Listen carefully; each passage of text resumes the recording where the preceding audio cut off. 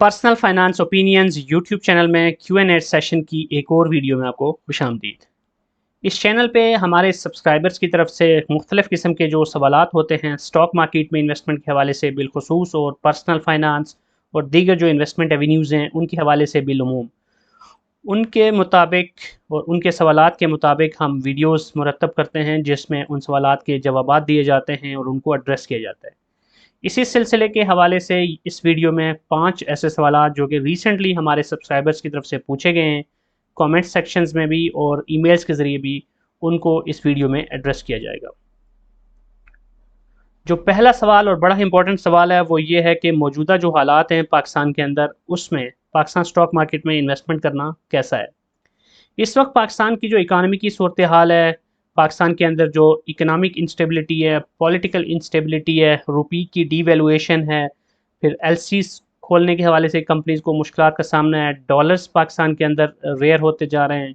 Plus IMF के साथ deal के हवाले से एम्बिग्विटी है, क्लैरिटी नहीं है, डिफ़ॉल्ट की बातें गर्दिश कर रही हैं। स्टॉक मार्केट में इस सिचुएशन के अंदर इन्वेस्टमेंट करना कैसा है, ये वो सवाल है जो कि तकरीबन हर उस इन्वेस्टर के जहन में आता है जो कि स्टॉक मार्केट में या तो ऑलरेडी इन्वेस्टेड है या इन्वेस्टमेंट करना चाहता है।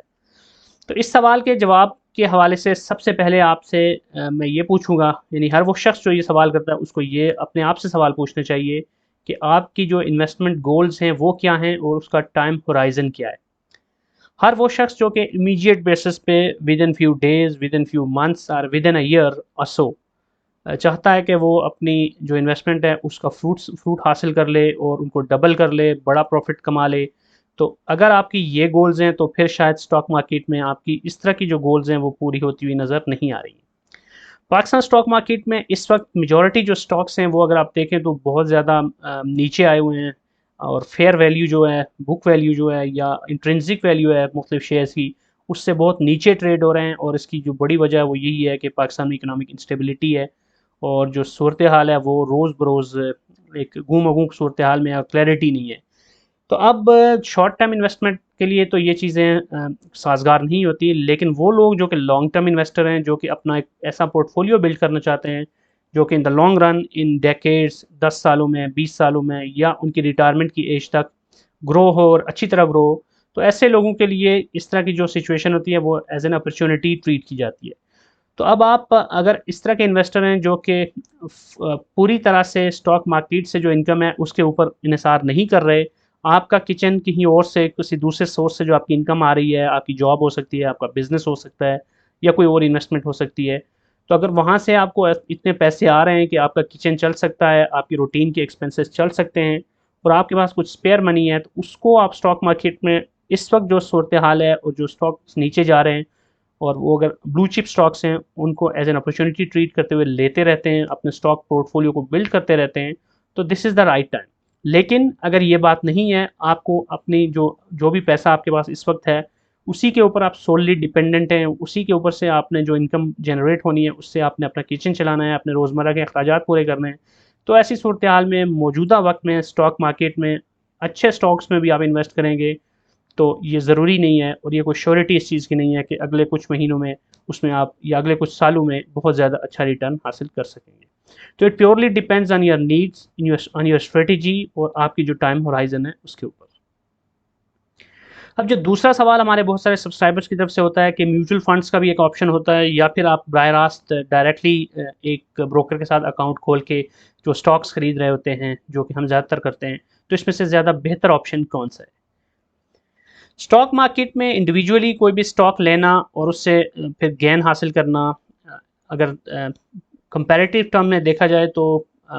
इसमें ज़्यादा चांसेस होते हैं बेहतर रिजल्ट हासिल करने के अगर आप एक अच्छी स्ट्रेटजी के साथ, नॉलेज के साथ और एक कंसिस्टेंट अप्रोच के साथ इन्वेस्टमेंट करते हैं। लेकिन इसके लिए ज़रूरी है कि आपके पास प्रॉपर नॉलेज हो, स्टॉक्स कैसे स्क्रीन करने हैं, किस स्टॉक में कब इन्वेस्टमेंट करनी है, कौन से स्टॉक्स लॉन्ग टर्म इन्वेस्टमेंट के लिए बेहतर हैं, कौन से स्टॉक्स कैपिटल गेन के लिए बेहतर हैं, कौन से स्टॉक्स में से अच्छा डिविडेंड मिल सकता है, अच्छे बोनसेस मिल सकते हैं,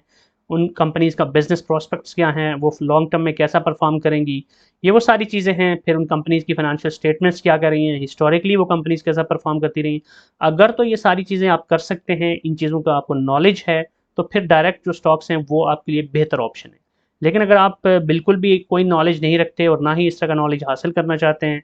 और बिल्कुल आप चाहते हैं कि कोई आपके बिहाफ पे ये सारा कुछ कर रहा हो, तो ऐसी सूरत हाल में म्यूचुअल फंड्स ही फिर बेहतर ऑप्शन रह जाता है, क्योंकि उसमें ऑलरेडी एक बास्केट ऑफ सिक्योरिटीज़ होता है, जो कि जो भी उसके फंड मैनेजर्स होते हैं वो अपनी उनकी जो भी एनालिसिस होते हैं, उनकी जो रिसर्च होती है उसकी बेसिस पे वो एक पूल क्रिएट किया जाता है, और वो उसमें बहुत सारे लोगों का पैसा फिर वो पूल इन होकर वो एक म्यूचुअल फंड बनता है। तो फिर उस केस में वही ऑप्शन बेहतर रह जाता है। लेकिन याद रखिए कि अगर आप कोई बड़ा फ़ायदा हासिल करना चाहते हैं, जिसको कहते हैं कि चौके छक्के मारना चाहते हैं, और आप चाहते हैं कि आप फुली कंट्रोल कर सकते हो अपनी इन्वेस्टमेंट को, और लॉन्ग टर्म में आप अच्छे तौर पर डिसीजन ले सकें, आपका नॉलेज भी बिल्ड हो स्टॉक मार्केट के हवाले से, तो फिर उस केस में जो डायरेक्ट आपकी स्टॉक्स में इन्वेस्टमेंट होती है थ्रू योर ब्रोकर अकाउंट, तो वो बेहतर ऑप्शन है।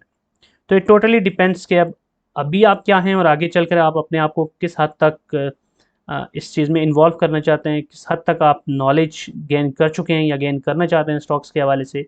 तो उस बेसिस पे फिर डिसाइड कीजिए कि म्यूचुअल फंड्स आपके लिए बेहतर हैं या फिर डायरेक्ट जो स्टॉक्स में इन्वेस्टमेंट है वो आपके लिए बेहतर है। अब तीसरा जो सवाल है ये बहुत ज़्यादा तवातुर से पूछा जा रहा था। रिसेंटली आपको पता होगा कि पीआईसीटी को 21 साल का जो उसका एग्रीमेंट था केपीटी के साथ, अ, वो ख़त्म हो गया है। जो मैनेजमेंट ऑपरेशंस और बिल्ड उनका एग्रीमेंट था, बीओटी जिसको बोलते हैं, वो केपीटी के हवाले से वो ख़त्म हो गया है, और अब केपीटी ने वो पूरा चार्ज संभाल लिया है 17 जून से गालिबन, एग्जैक्ट जो डेट है।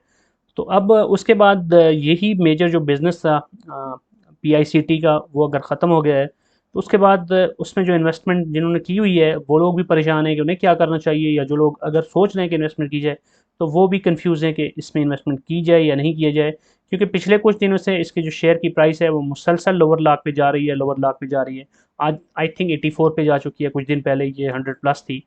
तो अब ऐसी सूरत हाल में इसमें क्या करना चाहिए आपको एज एन इन्वेस्टर। देखिए, कोई भी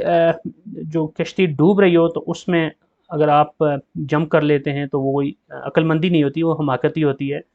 तो जब तक कि इस कंपनी के हवाले से कोई क्लैरिटी नहीं आती कि इनको कोई नेक्स्ट बड़ा प्रोजेक्ट मिलता है, ये इनका बिज़नेस किस तरफ ग्रो करता है, इनकी डायरेक्शन क्या होती है, और ये अब किस तरह अपने बिज़नेस को कंटिन्यू कर सकते हैं या सर्वाइव कर सकते हैं, तो उस वक्त तक तो इसमें नई इन्वेस्टमेंट करना मेरे ख्याल में कोई अक्लमंदी की बात नहीं है। और अगर आपने ऑलरेडी इन्वेस्टमेंट कर रखी थी तो उसमें फिर बेहतर यही होता है कि जितनी जल्दी आप एग्ज़िट करके उस पैसे को कहीं और लगा के अपने लॉसेस को कवर कर लें, तो वही एक बेहतर पोजीशन होती है और वही बेहतर स्टैंडिंग होती है।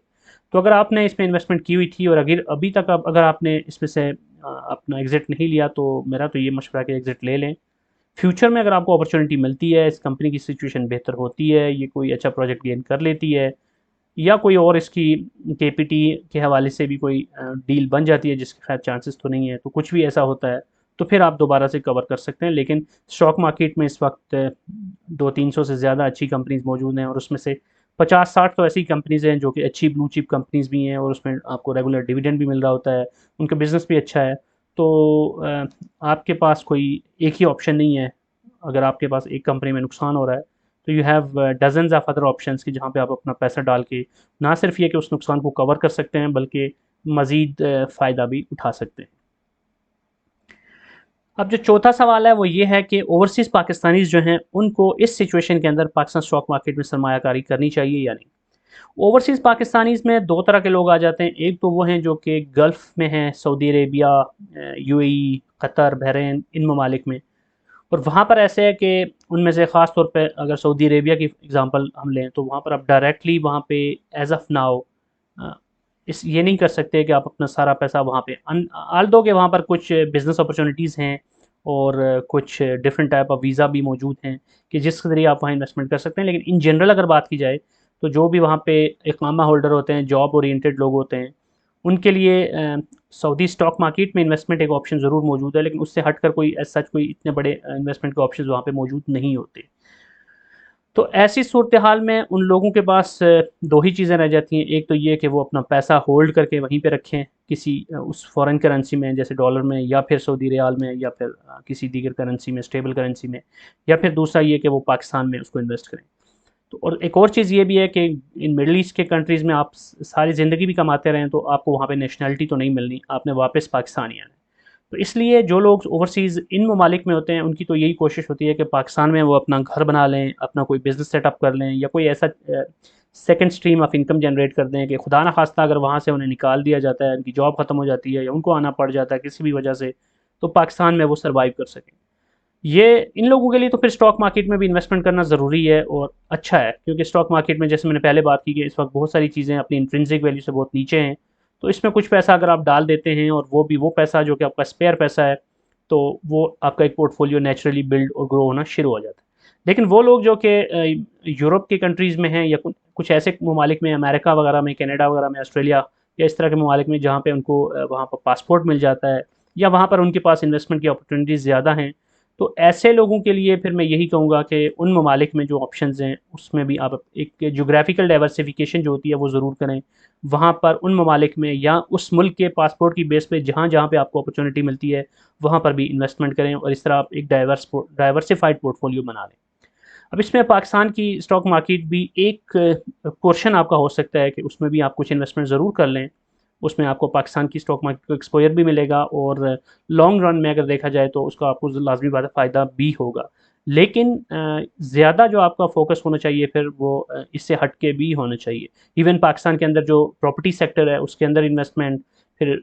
यूएई या दीगर ममालिक में या जिस मुल्क की आपके पास नेशनैलिटी मिल जाती है आपको अगर, तो उस मुल्क में या उस रीजन के अंदर अगर आप अपॉर्चुनिटीज़ हैं उनको भी अवेल कर सकते हैं। फिर आप फॉरेन करेंसी में अगर आपने पैसा रखा हुआ है तो अब इस टाइम पे उसको पाकिस्तानी करेंसी में कन्वर्ट करके इन्वेस्ट करके पाकिस्तान की स्टॉक मार्केट या पाकिस्तान की किसी भी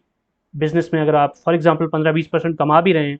तो मे बी के जो रुपये की डिवेल्युएशन है वो उससे कहीं ज़्यादा हो, तो उस लिहाज से भी देखा जाए तो आप असल में फिर कमा नहीं रहे होते बल्कि गंवा ही रहे होते। तो ये सारी चीज़ें जहन में रख के कैलकुलेशंस करके ही आपको डिसीजन लेना चाहिए कि कितना पोर्शन आपकी जो इनकम है उसका पाकिस्तान में आपको या पाकिस्तान स्टॉक मार्केट में इन्वेस्ट करना चाहिए। अब पांचवा सवाल जो हमारे सब्सक्राइबर्स में से बहुत से लोगों ने कमेंट सेक्शन में भी पूछा है और ईमेल्स भी किए हैं कि आपने रिसेंटली मैंने एक वीडियो भी बनाई थी शेल पाकिस्तान के हवाले से कि शेल पाकिस्तान की जो पेरेंट कंपनी है शेल पेट्रोलियम कंपनी, उसने पाकिस्तान में जो अपने शेयर्स हैं वो बेचने का ऐलान किया और उनके जो शेयर होल्डिंग है इस वक्त वो 77% से भी ज़्यादा है शेल पाकिस्तान में। तो ये खबर बाज़ाहिर तो एक बुरी खबर है, लेकिन इसके बाद हम देख रहे हैं कि रोज़ हर रोज़ पाकिस्तान की जो शेल पाकिस्तान है उसके शेयर की कीमत बजाय गिरने के बढ़ रही है, वो अपर लाख लगाई जा रहा है, लगाई जा रहा है। तो लोग ये भी कंफ्यूज हो रहे हैं कि इसकी वजह क्या है। आइडियली तो नेगेटिव न्यूज़ की वजह से नीचे आना चाहिए था लेकिन ये ऊपर जा रहा है।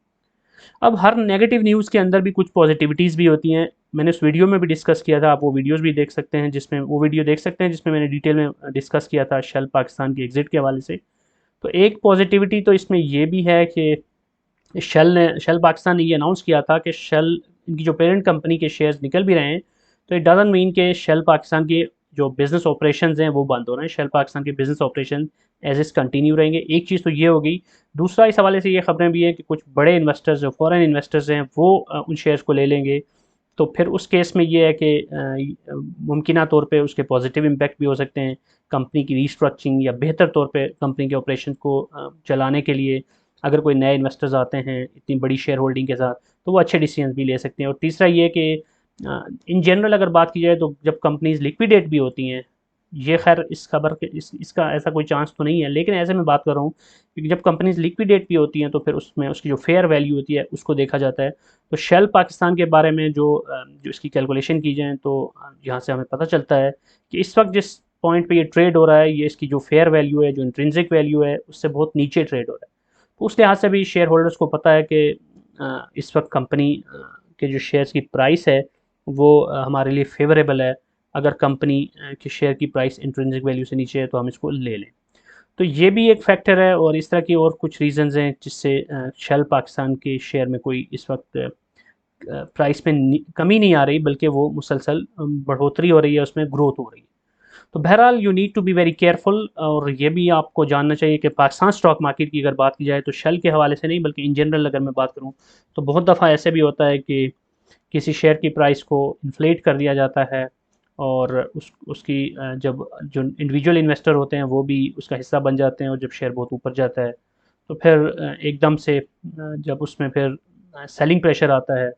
जो बड़े प्लेयर्स होते हैं वो उसमें से निकलना शुरू हो जाते हैं, तो फिर धड़ाम से वो गिर जाता है और फिर बहुत सारे लोग मार खा जाते हैं। तो you need to be very careful and you need to play your cards wisely. तो that's it from this video. ये थे वो 5 क्वेश्चन जो कि आज की इस वीडियो में एड्रेस किए गए। अगर आपका कोई क्वेश्चन है जिसको आप चाहते हैं कि आंसर किया जाए वीडियोस की सूरत में, तो आप कमेंट सेक्शन में लिख सकते हैं। ईमेल एड्रेस भी मौजूद है, उस पर भी कांटेक्ट कर सकते हैं